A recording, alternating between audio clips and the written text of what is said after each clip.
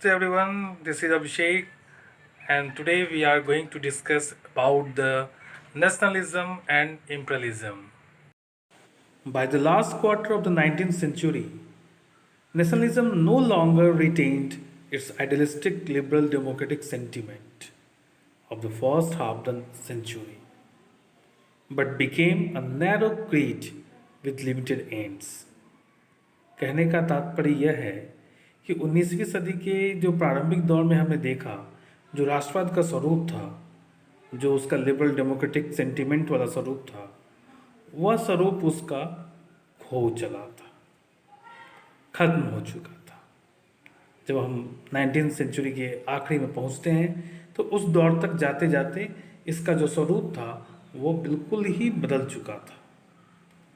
अब ये जो नेशनलिस्ट अपने आप को जो कहलाते थे, इन्होंने भी नेशनलिज्म वर्ड को ही यूज़ किया। हालांकि वो नेशनलिस्ट नहीं थे, लेकिन उन्होंने अपने आप को नेशनलिस्ट ही कहा।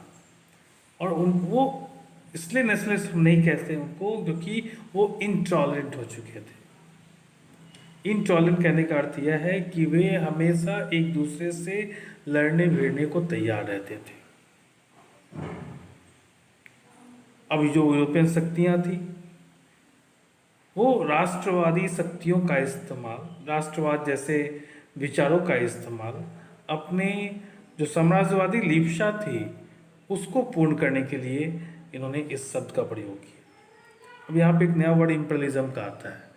तो इम्पीरियलिज्म का अर्थ यह होता है कि जब कोई बड़ी शक्ति, बड़ा देश, यदि कोई छोटे व कमज़ोर देश को अपनी ताकत के बल पे, अपने शक्ति के बलबूते उसको अपने अधीन कर लेता है, अपने कब्जे में कर लेता है, तो इसे ही हम साम्राज्यवाद कहते हैं। बिल्कुल ठीक उसी प्रकार से जिस प्रकार से समुद्र में जो बड़ी मछलियाँ होती हैं वो छोटी मछलियों को अपनी ताकत के बल पे उन पर अपना अधिकार जमा लेती हैं, उनका वो सेवन कर लेती हैं, वैसे ही हम कह सकते हैं कि मजबूत, शक्तिशाली और बड़े राष्ट्र छोटे व कमज़ोर राष्ट्र को अपने अधीन कर लेते हैं, तो इसे ही हम साम्राज्यवाद या इम्पीरियलिज्म कह सकते हैं। अब इन्होंने जो राष्ट्रवादी जो विचार थे इसका इस्तेमाल उन्होंने साम्राज्यवाद के लिए करना शुरू कर दिया, इम्पीरियलिज्म को बढ़ावा देने के लिए शुरू कर दिया। 1871 ईस्वी के बाद हम देखते हैं कि बाल्कन क्षेत्र में बहुत ज़्यादा ही तनाव उत्पन्न हो चुका था। और सबसे पहले समझने की बात है कि ये बाल्कन क्षेत्र कौन सा था। तो ज्योग्राफिकल और कह सकते हैं कि डिफरेंट एथनिक ग्रुप्स का एक कंपोजिशन था बाल्कन, जहाँ पे 1870 के बाद टेंशन काफ़ी बढ़ चुकी थी। तो ये कौन से पार्ट थे, इसमें कौन कौन से स्टेट शामिल थे जो बाल्कन कहलाता था। तो इसमें हम कह सकते हैं जो मॉडर्न आपका रोमानिया है वो Bulgaria, Albania, Athens, Macedonia, Croatia, Bosnia Herzegovina, Slovenia, Serbia, Montenegro, ये सभी क्षेत्र जो है आपको बाल्कन में शामिल थे। और इस क्षेत्र के निवासियों को आमतौर पे स्लाव पुकारा जाता था। बाल्कन क्षेत्र का एक जो बहुत बड़ा भाग था वो ऑटोमन एम्पायर के कंट्रोल में था। तो बाल्कन के क्षेत्र में हम देखते हैं कि रोमांटिक नेशनलिज्म के विचारों को फैलाने में जो है ऑटोमन एम्पायर के विघटन की स्थिति उत्पन्न हो गई। और ये वहाँ पे एक ऐसा विस्फोट होता है जिससे कि ऑटोमन साम्राज्य का इन समूहों पे धीरे धीरे पकड़ कमज़ोर हो जाती है। अब 19वीं सदी में ऑटोमन साम्राज्य के जो आधुनिकीकरण और आंतरिक सुधारों का एक प्रक्रिया चल पड़ा था, वो माध्यम मजबूत बनना चाहा, किंतु इसमें हम देखते हैं बहुत कम सफलता मिली। एक के बाद एक उसके अधीन जितनी भी राष्ट्रीय शक्तियाँ थी, जितनी भी राष्ट्रीयताएँ थी, वो उनके चुंगल से आज़ाद होते चले गए या फिर उन्होंने अपने आज़ादी की घोषणा कर दी। तो बाल्कन लोगों ने अपने इंडिपेंडेंस के लिए, पॉलिटिकल राइट्स के लिए जो आधार बनाया वो था उनका नेशनलिज्म का, उनकी नेशनलिटी का, राष्ट्रीयता का आधार उन्होंने बनाया। अब उन्होंने इतिहास को इस प्रकार से प्रयोग किया कि वो साबित कर दे कि वे कभी आज़ाद मुल्क थे, वर्षों तक वो आज़ाद रहे, अब उनको कोई ऑटोमन एम्पायर ने उन्हें अपने अधीन कर लिया है और उन्हें उनसे फिर से अपने आप को स्वतंत्र करना है। तो ऐसी स्थिति को पाने के लिए वो अपने प्रयत्न को करने लगे, ऑटोमन एम्पायर से अपने आप को आज़ाद करने के लिए वो प्रयास करने लगे। अब धीरे धीरे हम देखते हैं कि बाल्कन का जो क्षेत्र था उसमें काफ़ी टेंशन हो चुका था, एक दूसरे से टकराव की स्थिति बनने लगी थी। जैसे जैसे जो डिफरेंट स्लाव नेशनलिस्ट ग्रुप्स थे उनकी अपनी अपनी पहचान थी और वे सभी आज़ादी की अपनी परिभाषा तय करने की कोशिश करने लगे, आज़ादी का मतलब अलग अलग निकालने लगे। तो बाल्कन राज्य एक दूसरे से अब बहुत ही द्वेष और ईर्ष्या किया करते थे। अब अपने लिए अधिक से अधिक वे चाहते थे कि इलाका उनके पास आ जाए ताकि उनकी संपन्नता बनी रहे। तो अधिक से अधिक जो क्षेत्र थे उसको हथियाने की ये कोशिश करने लगे। और जब किसी के आप ज़मीन पे दखल करने की कोशिश करेंगे तो उसे तो आप नाराज़ जरूर करेंगे, और यही हुआ भी। तो वहाँ एक प्रतिस्पर्धा चल पड़ी, एक कंपटीशन चल पड़ा जिसमें बड़ी शक्तियाँ भी शामिल हो गई।